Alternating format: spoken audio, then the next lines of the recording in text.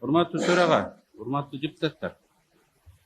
Кечээ массалык маалымат каражаттарынан президенттин милдетин аткаруучу Садыр Жапаров президенттик милдетин аткарбаймын деп жарыялады. Себебин өзү шайлоого бараткандыгы менен түшүндүрдү.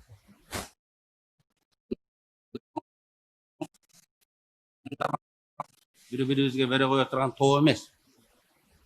Но аянттагы биринчisi экинчисин өткөрүп берет. Көргөзүлбөптүр ушундай учурлар кандай боло тургандыгычы. Бирок эми логикага жараша, мыйзамдын логикасына жараша, Кыргызстандын кызыкчылыгына жараша биз ушуларды бир формалдаштырышыбыз керек да.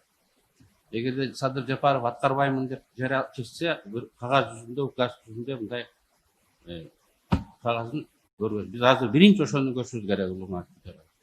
Анан кийин кимге тапшырабыз да ар жак бер жакты карап, төрага экен деп туруп, жок дегенде сиз ушул жерден официалдуу түрдө мыйзам ылайык деп туруп, биз же өзүңүз мындай жарыялап, эл дагы мындай передача страны болгонун көрүш керек да.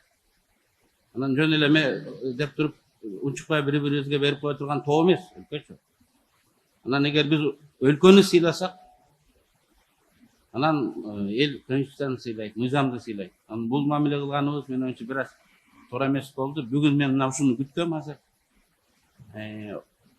Анан бир мүнөт дагы өлкө эмес калбаш керек деген мамлекет башчысычы.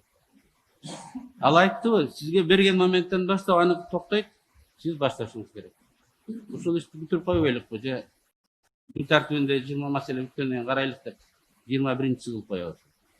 Рахмат.